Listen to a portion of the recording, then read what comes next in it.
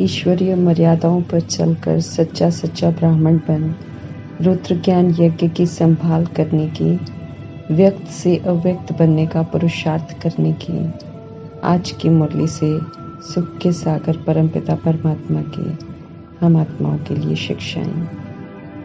हम सभी आत्माएं जब परमात्मा को गुप्त वेश में पहचान कर उनके बनते हैं संगम युग में, तो बाप टीचर सदगुरु के वर्षे के अधिकारी बन जाते हैं। जितना चाहें उनसे सर्व प्राप्तियां कर सकते हैं, खुद को पूरे कल्प के लिए भरपूर कर सकते हैं, बशर्ते हम विधि पूर्वक चलकर उनकी शिक्षाओं को, उनके महामंत्र को, उनके वरदानों का प्रैक्टिकल प्रयोग करें और विपरीत परिस्थितियों में विपरीत बुद्धि आत्माओं के समक्ष में करें। आज सदगुरु द्वारा प्राप्त हुए महामंत्र की चाबी से सर्व प्राप्तियों से संपन्न बनने का वरदान दे रहे हैं परमात्मा। ईश्वरीय जन्म मिलते ही सदगुरु से हमें पहला महामंत्र मिला, पवित्र बनो, योगी बनो। सर्व तरह की प्राप्तियों से संपन्न बनने की चाबी है पवित्र बनने की और परमात्मा की याद में रहने की। पवित्रता और परमात्मा की याद मेरे आचरण में, मेरे जीवन में हो। परमात्मा स्पष्ट कर रहे हैं कि अगर जीवन में पवित्रता और परमात्मा की याद नहीं होगी तो परमात्मा का अधिकारी बच्चा होने के बावजूद अधिकार प्राप्त नहीं होता है, इसलिए अनुभूति भी नहीं होती है। स्मृति में ये रखना है कि पवित्र बनो, योगी बनो का महामंत्र सर्व खजानों को अनुभव करने की चाबी है। इसलिए सदगुरु परमात्मा कहते हैं कि मिले हुए श्रेष्ठ भाग्य को सदा स्मृति में रख सर्व प्राप्तियों से संपन्न बनो। जितनी पवित्रता, जितनी याद, उतना संपन्न बनते जाएंगे। संगठन में संस्कारों को मिलाते हुए चलना, एडजस्ट और सभी से संतुष्ट होकर चलने में हम आत्माओं की सेफ्टी है। संगठन में रहना अर्थात किले के अंदर रहना, एक परमात्मा की श्रीमत पर चलना, मिलकर चलने में जीत है। संगठन के महत्व को जानकर परमात्मा कहते हैं कि अब महान बनो। हम ब्रह्मा मुखवंशावली ब्राह्मण आत्माएं अभी एक जन्म संगम युग और भविष्य में 20 जन्मों का पूरा वर्षा लेना चाहते हैं, तो परमात्मा कहते हैं एक्यूरेट और पूरा श्रीमत पर चलो। ड्रामा के आदि मध्य अंत का राज बताकर परमात्मा हम आत्माओं को पुनः अमरलोक जाने की तैयारी करने के लिए समय दे रहे हैं। खुद को श्रीमत प्रमाण चलाकर क्वालिफाई करने के साथ साथ तन से, मन से, धन से भारत को भी स्वर्ग बनाने की जिम्मेवारी निभानी है। श्रीमत प्रमाण चलकर पूरा मददगार बनना है। बड़े छोटे सूक्ष्म विकारों की हिंसाओं को छोड़कर अहिंसा के बल से नई राजधानी स्थापन करनी है।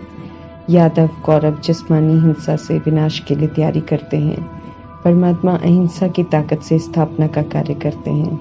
वे सदा ही कंस्ट्रक्टिव हैं, इसलिए सूक्ष्म कमजोरियों को, देह अभिमान को योग बल से खत्म करने की समझ देते हैं, जिससे किसी का भी कोई नुकसान नहीं होता है।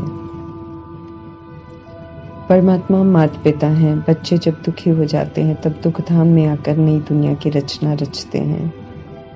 भक्ति मार्ग में शिव जयंती, शिवरात्रि उनके सृष्टि पर आने का ही गायन है।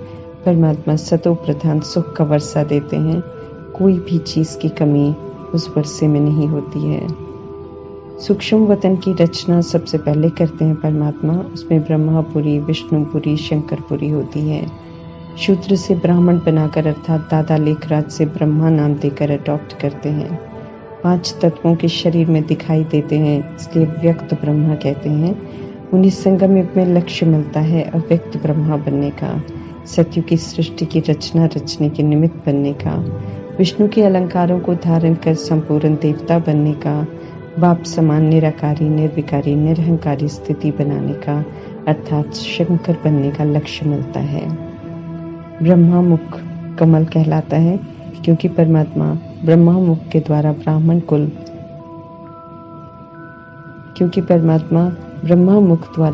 कुल पवित्र रचना रचते हैं।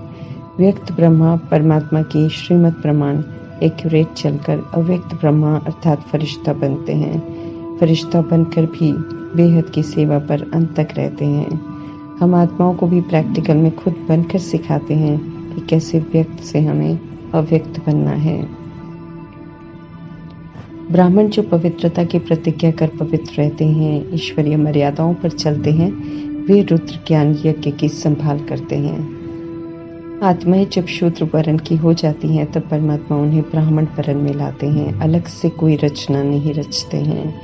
जो आत्माएं आदि सनातन देवी देवता धर्म की हैं, वे ही ड्रामा में शुरू से अंत तक पाठ बजाती हैं। इसलिए देवता वर्ण, क्षत्रिय वर्ण, वैश्य वर्ण, शूद्र वर्ण, ब्राह्मण वर्ण उनके लिए ही है।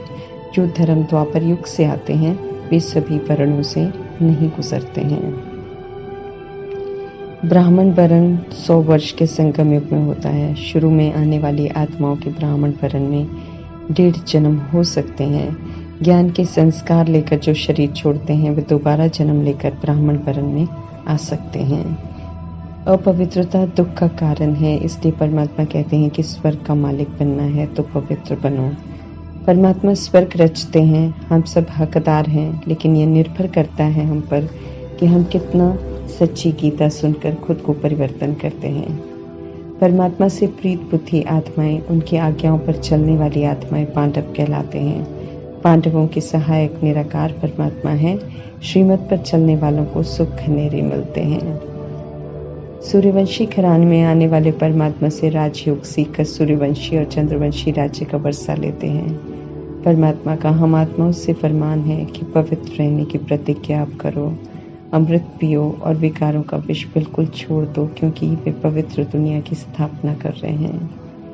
श्रीमत कहती है कि काम चिता से उतरकर अब ज्ञान चिता पर बैठो और 21 जन्मों के बेहद सुख की प्राप्ति करो।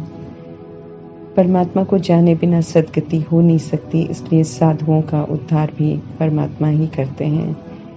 जो सुख घनेरे के लिए पढ़ते हैं, उन्हें ही सुख का वर्षा मिलता है। जो नहीं पढ़ते हैं, वे सब हिसाब चुकता कर शांति का वर्षा प्राप्त करते हैं और शांति धाम में रहते हैं जब सृष्टि पर स्वर्ग होता है। पांडव सेना बनकर परमात्मा की मदद से स्वर्ग का फाउंडेशन लगाना है। अमरलोक में जाने की तैयारी करनी है। ईश्वरीय मत पर चलकर हम सब अहिंसक बने हैं, इसलिए कंस्ट्रक्शन का कार्य कर रहे हैं। रावण की मत पर चलने वाले हिंसक हैं, इसलिए अपने ही कुल के डिस्ट्रक्शन का कार्य कर रहे हैं।